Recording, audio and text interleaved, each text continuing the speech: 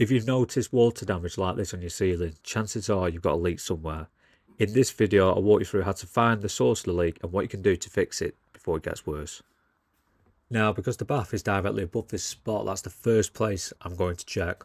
I'll start by taking off the side panel, and then once that's off, I can inspect the pipework and investigate where the leak is coming from. When I check the first pipe, I notice a damp patch underneath it, which strongly suggests this pipe is leaking.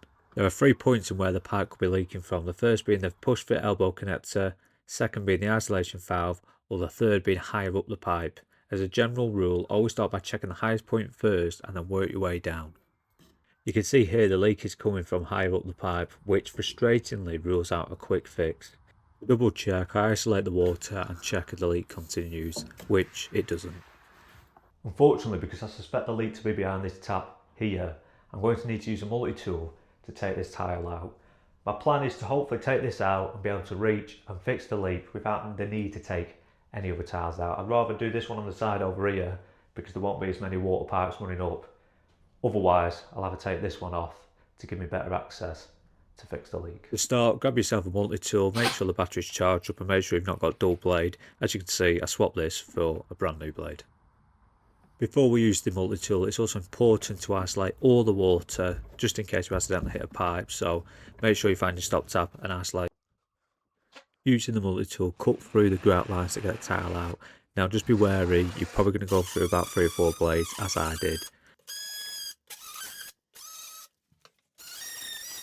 I did have a bit of trouble getting this tile out. I noticed there was something on the left hand side holding it in place. I went over it a couple more times with the multi-tool and then pulled on the tile to break it loose.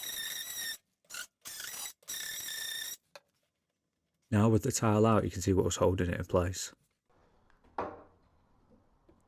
Finally, we found the leak. You can see all the water residue around the tap, but just to confirm, let's turn the water back on and check for any dripping from the valve.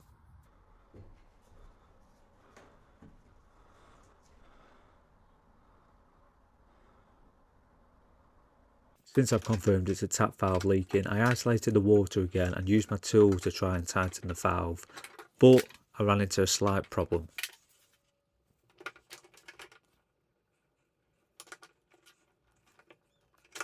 Okay, so I've actually run into a bit of an issue here. I've taken the tile off the wall, but due to all the wooden battens located behind it, I cannot get any of the tools in there to tighten up the gland and stop the leak.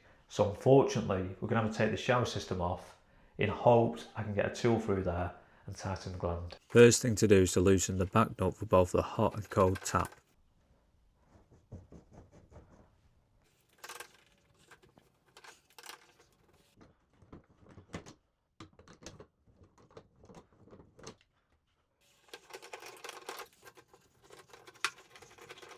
With both the back nuts now loose, it's time to go to the top of the shower and unscrew the grub screws holding the shower in place.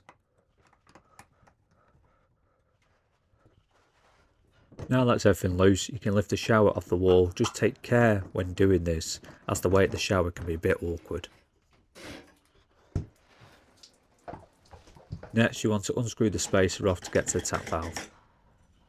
There was loads of silicone in the way here, so getting to the screws for the tap valve was a nightmare.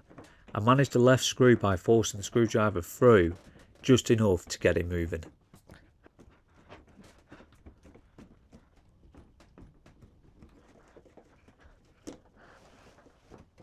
After all that work to get the left screw out, the right screw was even worse.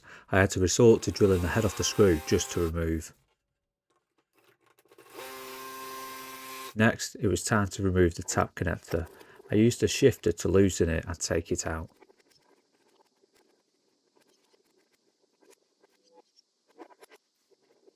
With the tap connector now removed, it's time to pull the tap valve down and feed it through the access hole we made earlier.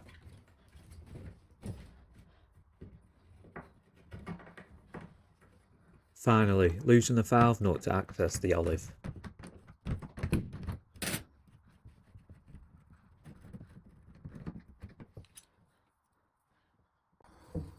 With the olive exposed, apply an even layer of pipe thread compound around it.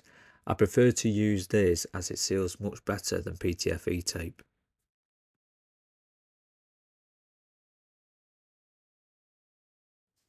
Apply the compound inside the tap valve too, where the olive sits.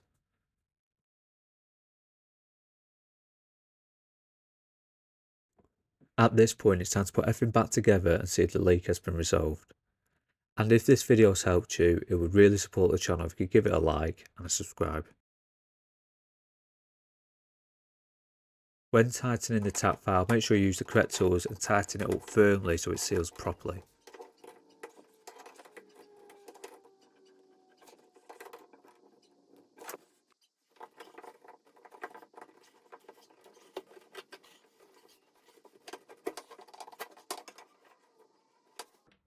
When mounting the tap valve back into place, I only use one fixing screw.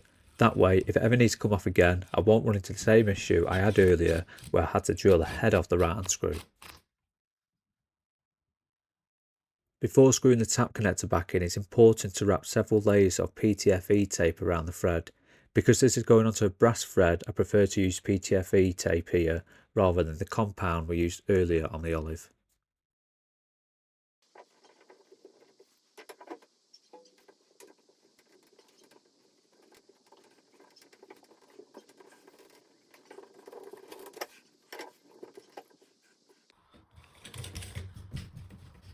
With both the connector and the spacer reinstalled, it's time to fit the shower back onto the wall. Once the shower is up, I tighten up the back nuts first at the bottom just to hold it into place. At least from that way, I can tighten everything up and make sure it's in position.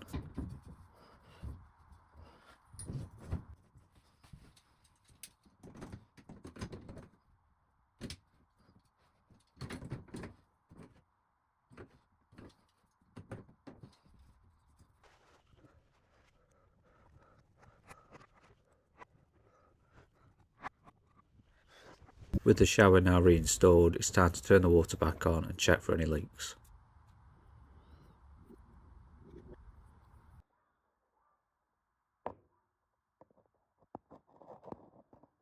No leaks found, so we can say the issue has been fixed. One final thing to point out is the back nut connector here. This is also worth checking, especially since the shower was removed and reinstalled.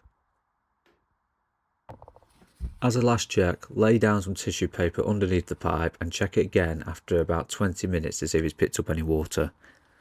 On my final check, I noticed that the push fit connectors on the left side were loose. Here's what they should look like. And here you can see that they're loose, so what I need to do is tighten these just to prevent any leak in the near future.